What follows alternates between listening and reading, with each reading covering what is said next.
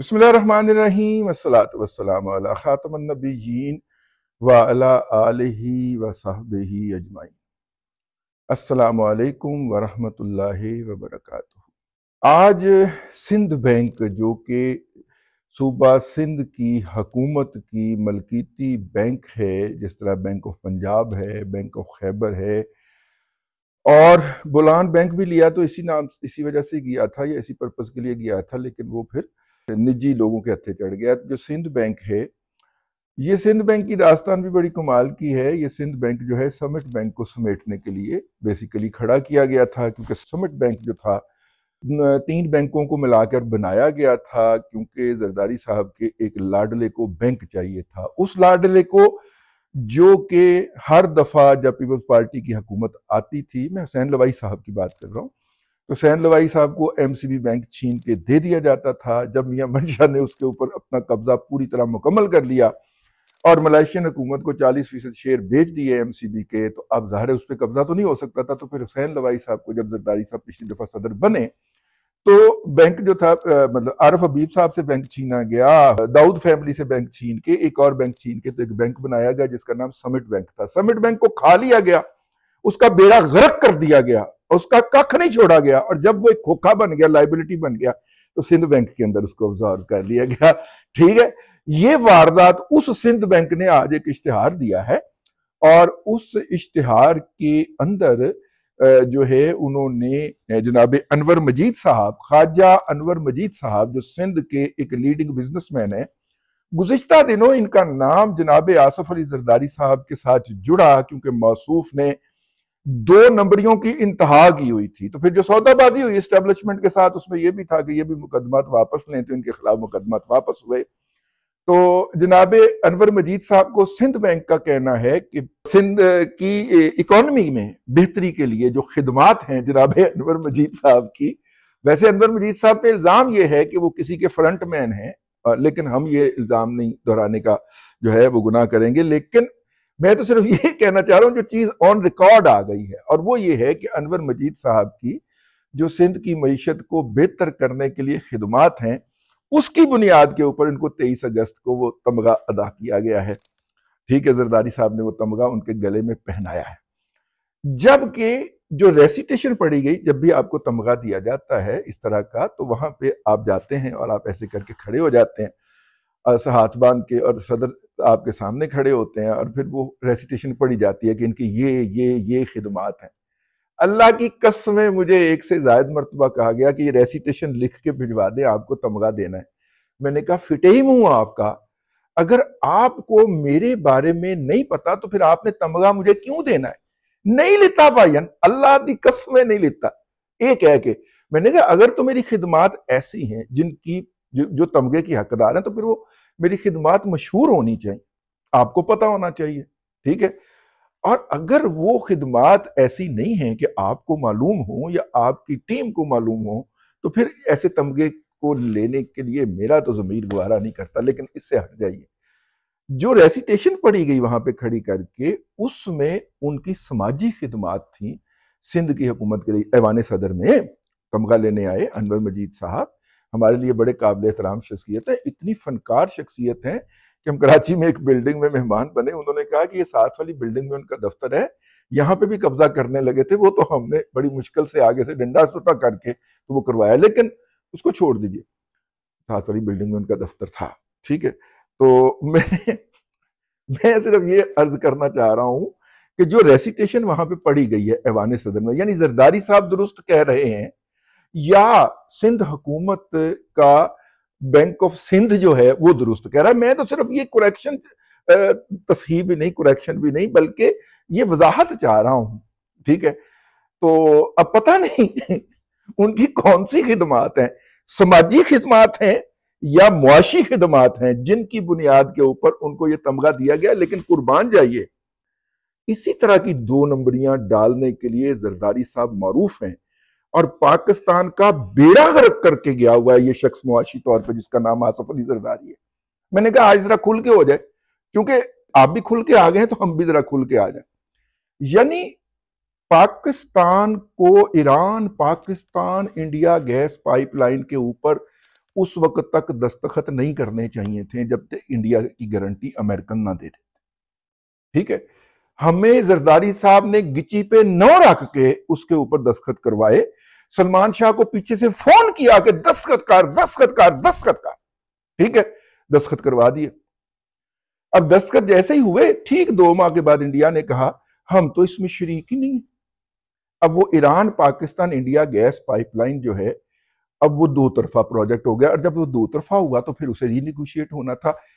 ان کے جو حامی ماہرین تھے, زرداری صاحب کے حامی ماہرین, ہمیں یہ آرگو کرتے تھے کہ دیکھیے ہم اتنی مہنگی گیس ایران سے اس لیے لے رہے ہیں کہ $1 ارب ہم نے راہداری انڈیا سے لینی ہے, تو ہم تو $1 ارب اس سے لیں گے تو ہمیں تو وہ گیس تقریباً مفت میں پڑ جائے گی.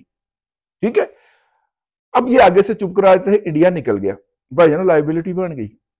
ٹھیک ہے, اب ایران چوتھے کے دن ایک پریس ریلیز جاری کر دیتا ہے کہ جناب پاکستان کی طرف ہمارے $19 بلین ہو گئے ہیں, $21 بلین ہو گئے ہیں, کیونکہ ایران اپنا حصہ تعمیر نہیں کر رہا. اور یہ میں بات ریکارڈ پہ لانا چاہ رہا ہوں, یہ اتنا بڑا فراڈ ہے. ایران نے ابھی تک وہ گیس خلیج فارس سے نکالی ہی نہیں ہے جو اس نے ہمیں دینی ہے, اور جس کا وہ بل بنائی جا رہا ہے.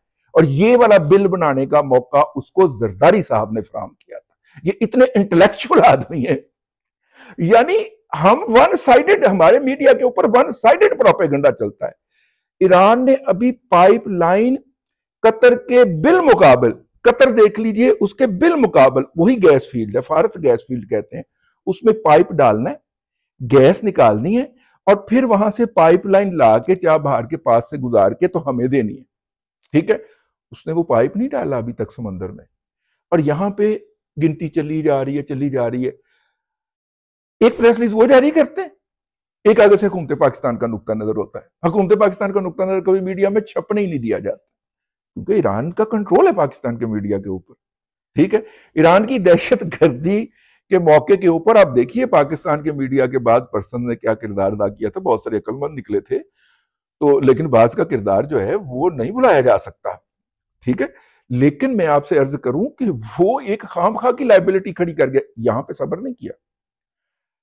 350 میگا واٹ کا کوئلے سے بننے والی بجلی کا جو پلانٹ ہے وہ اپروول ہو گئی. کہاں پہ لگے گا؟ گوادر میں, گوادر کی ضروریات کے لیے. ٹھیک ہو گیا, کوئلہ امپورٹ ہوگا, اس سے وہ لگے گا. زرداری صاحب نے تھر کے کوئلے کی کوریج لے کے پابندی لگوا دی کہ امپورٹڈ کوئلے کے اوپر تو کوئی پاور پلانٹ لگ ہی نہیں سکتا, کیونکہ تھر کا کوئلہ ہو گیا. اور ایران سے 100 میگا واٹ اور پھر 200 میگا واٹ کا بجلی کا معاہدہ کروا دیا. اب ہم ایران سے بجلی خرید رہے ہیں 200 میگا واٹ, اور اس کی وجہ سے چاول بیچ رہے ہیں یا جو بھی کر رہے ہیں, یا اس کا وہ بل بھی بڑھتا جا رہا ہے. پاکستان کے اندر اگر امپورٹڈ کوئلے کے اوپر بھی, ویسے پنجگور کے پاس کوئلہ پایا جاتا ہے, وہاں پہ بجلی گھر لگا کے گوادر کو بجلی فراہم کی جا سکتی تھی, وہ بھی پروجیکٹ ڈسمنٹل کروا دیا گیا. کوئی نادیدہ قوتیں ہیں, کچھ لوگوں کو ایران سے زیادہ محبت ہے, وہ اندر خانے ڈالتے. بھئی آپ نے خمس بھیجنا ہے تو اپنے پلے سے بھیجو, اپنی کمائی سے بھیجو, آپ کا مذہبی فریضہ ہے. خمس انہوں نے بھیجنا بھی پاکستان, حکومت پاکستان کے قومی خزانے سے ہے. ٹھیک ہے نا. ہاں, پھر ہم یہ کہیں گے 200 پہلے 100 میگا واٹ تھا, پھر اس کو بڑھوا کے 200 میگا واٹ کیا, وہ ایک لائبلٹی ایک اور جنریٹ کروا گئے. اب یہ موصوف جو ہیں وہ ایک پروجیکٹ لگانا چاہ رہے ہیں. اچھا, مزے کی بات یہ ہے کہ یہ تاجکستان سے لا کے پانی بلوچستان کو دینا چاہ رہے ہیں. بھائی تسی تاجکستان سے سیدھا سندھ چلے آؤ اور سٹو دریائے بحیرہ عرب کے اندر. آپ کو تو شوق ہے پانی ضائع کرنے کا, پھینکیں اس کو, اور چلے آپ کے بقول سندھ کے اندر پانی کی بڑی کمی ہے تو سندھیوں کو پانی دیں یار. ٹھیک ہے نا. نہیں, وہ بلوچستان کو دینی ہے. وہ $6 بلین اس پروجیکٹ کی ایسٹیمیٹڈ کاسٹ ہے, اور وہ چائنیز کو پیش بھی کر دیا گیا. چائنیز ساڑھے وال چھوٹی چھوٹی اکا کھول کے ٹک ٹک ویکھن دے نے کہ گلاں کی جاندے گھر. ٹھیک ہے. اور ابھی تک میں اس لیے ہاتھ باندھ کے عرض کرنے, اس شخص پہ نظر رکھیں. ٹھیک ہے نا. ہاں, اس شخص پہ نظر رکھیں, یہ کہیں ادھر سے بھی کچھ $8-10 ارب سالانہ کی لائبلٹی نہ جنریٹ کر کے چلا جائے. ٹھیک ہے نا. یعنی ایک تو یہ ہوگا کہ اس پروجیکٹ کی کاسٹ آئے گی ہر سال $1 ارب سے لے کے $1.25 ارب تک کی ہم کاسٹ ادا کر رہے ہوں گے تاجکستان کو. آپ اندازہ کریے کہ مفت والا پانی جو آ رہا ہے اور بہتر پانی جو آ رہا ہے وہ ہم نے پھینکنا ہے سمندر میں، ٹھیک ہے، اور پھینکنے کے لیے مزید خریدنا ہے۔ اور جو بلوچستان کے لیے نہر تعمیر ہوئی اس میں ابھی تو میں پچھلی دفعہ 5 لاکھ کہہ گیا تھا، 50,000 کیوسک پانی چھوڑا گیا ہے، 8 لاکھ چھوڑا جانا ہے۔ تو اس کے اوپر انہوں نے مظاہرے شروع کروا دیے ہیں، 6 نہروں کے خلاف مظاہرے، 6 نہروں کے خلاف مظاہرے، جو مسخرے ہیں، جو باندر ہیں وہ ناچنا شروع ہو گئے اندرون سندھ اس کے اوپر۔ مسخروں کی خدمت میں عرض ہے کہ یہ جو 6 نہریں ہیں ان میں سے 2 نہریں سندھ میں تعمیر ہونا ہے اور وہ ہو چکی اور ان کے اندر پانی بھی جا رہا ہے، ٹھیک ہے۔ وہ مسخرو، 2 نہریں سندھ کی آپ انجوائے کر رہے ہیں، ایک نہر بلوچستان کو جانی تھی وہ بھی چلی گئی۔ پنجاب نے سب سے آخر میں جاگتا نا پنجاب، سب سے آخر میں اپنے حصے کی 3 نہروں میں سے ایک نہر جو ہے وہ بنانے کے لیے ڈول ڈالا ہے، ٹھیک ہے۔ اور یہ جو بات میں نے آپ سے عرض کی ہے یہ سندھ کے ایک صاحب نے مجھے بتائی، ٹھیک ہے، اندرونی سندھ کے ایک صاحب میمن صاحب نے بتائی۔ مطلب کہ آپ ان نہروں کے اندر پانی بند کرو نا، وہ جو 2 نہریں سندھ کے اندر ہیں اور تعمیر ہو چکی ہیں ان کے اندر پانی بند کرو، کیونکہ سندھ میں تو پانی نہیں ہے، پہنچتا ہی نہیں ہے، رستے میں چوری ہو جاتا ہے۔ اس دفعہ 62% کم بارشیں ہوئی ہیں سندھ کے اندر، 36% کم بارشیں ہوئی ہیں پنجاب کے اندر، اور تقریباً کوئی جسے کہنا چاہیے 24% بارشیں کم ہوئی ہیں بلوچستان کے اندر، یا ان کی پریڈکشن ہے، اور تقریباً 16% KPK کے اندر بارشیں کم ہوئی ہیں۔ تو اوورآل پاکستان کے اندر کم بارشوں کا سال ہے، اور یہ خشک سالی کا آخری سال ہوتا ہے۔ اگلے سال سے بارشوں کا جو دوسرا سائیکل ہے، موسم کا جو اگلا سائیکل ہے، جو میں نے آپ سے عرض کر رکھا ہوا ہے کہ کسی بھی دہائی کے پہلے 5 سال خشک سالی ہوتی ہے اور خشک سالی اپنی انتہا کو پہنچتی ہے، اور کسی بھی دہائی کے، پاکستان کے برے صغیر کے پوری تاریخ پھرول جائیے، اور کسی بھی دہائی کے آخری 5 سال یعنی 6 سے لے کے 10 تک کے سال میں پانی کی فراوانی ہوتی ہے، اور 2 سیلاب آتے ہیں، 9-10 میں آئے گا، 8-9 میں آئے گا، مطلب آتے ہیں سیلاب، آتے ہیں بڑے سیلاب آتے ہیں۔ پاکستان کے تمام سیلابوں کی تاریخ اٹھا کے دیکھ لیجئے، وہ بھلے مشرقی پاکستان کا بھی سیلاب آیا تھا نا، اگر آپ کو یاد ہو، علیحدگی سے پہلے جو سیلاب آیا تھا، جو زیادہ وہاں پہ ہارٹ برننگ ہوئی تھی وہ یہی تھی نا کہ سیلاب کے لیے آنے والی امداد جو تھی وہ خرد برد کا شکار ہو گئی تھی، اور بیوروکریسی جو تھی وہ پاکستان کی، مغربی پاکستان کی یا پنجاب کی کہی گئی، ٹھیک ہے۔ اچھا، اب وہ جو ہے دوسری دہائی کے اندر آنا ہے پانی کا ریلا، یا پانی کی فراوانی ہونی ہے، پھر انہوں نے ڈوبنا ہے، اور میں جڑے بھی لگے ہوئے نا اس ویلے ان سب دیاں گچیاں پھڑ پھڑ کے اس پانی دے وچ ڈبونا ہے، انشاءاللہ آپ کی اور میری عمر رہے بس، ٹھیک ہے۔ ان کو، ان بشرموں کو میں نے اس وقت کہنا اے پانی آ گئی ہوں ماما انہوں روک انہوں، ٹھیک ہے نا، سندھ بھی ڈبوئیں گے، خود بھی ڈوبیں گے۔ صرف یہ ہے کہ کچے کی جو لاکھوں ایکڑ زمینیں ان حرام خوروں نے گھیر رکھی ہیں، اور اس کے لیے ان اکاؤنٹڈ فار پانی چاہیے۔ ان کے دور کے اندر ٹیلی میٹری سسٹم خراب ہوا، انہوں نے گارنٹی پیریڈ میں خراب ہوا تھا، انہوں نے متعلقہ کمپنی کو اپروچ نہیں ہونے دیا 2008 سے 12 والی حکومت میں، اور وہ گارنٹی پیریڈ اوور ہو گیا، پھر ٹیلی میٹری سسٹم نہیں لگنے دیا گیا۔ لگ گیا تھا مشرف کے دور کے اندر، جب اس نے کالا باغ کی مہم چلائی تھی، ٹیلی میٹری سسٹم لگایا گیا تھا، اور اس کے اوپر سندھ کے انجینئر اپوائنٹ کیے گئے تھے ریڈنگز لینے کے لیے کہ نہ پانی لنگ رہے، ٹھیک ہے۔ تو یہ ساری باتیں یاد دہانی کرواتے رہنا چاہیے۔ نظر رکھیے گا بابے کے اوپر، اس نے پہلی دفعہ ایران کے ساتھ وارداتیں ڈالی ہیں 2 اوپر نیچے، یہ تو وہ ہیں جو ہمیں نظر آتی ہیں، جو پھوڑوں کی طرح، کینسر کی طرح قوم کی معاشی حالت کے اوپر اس وقت ڈٹی ہوئی ہیں۔ اب یہ ادھر واردات ڈالنے لگا ہے، یہ یعنی کہ وہاں سے اس کی ڈھیلی ملی جو انہوں نے بنائی ہے میرے تک پہنچا دی گئی ہے، وہ فیزیبلٹی $6 بلین کا پروجیکٹ ہے، جو کسی بھی طرح سے $6 بلین میں مکمل نہیں ہونا، اس کی لاگت بڑھے گی، نمبر 1۔ اور نمبر 2 جو ہے وہ اس کے اوپر جو سالانہ لاگت آنی ہے وہ $1 سے $1.5 ارب ہے، ٹھیک ہے۔ تو ادھر اس کی دفعہ تو ہمیں پتہ نہیں چلا تھا، اس دفعہ تو ہمیں پتہ چل گیا نا کہ واردات کیا ڈالنے لگا، تو نظر رکھیے گا اس بندے کے اوپر۔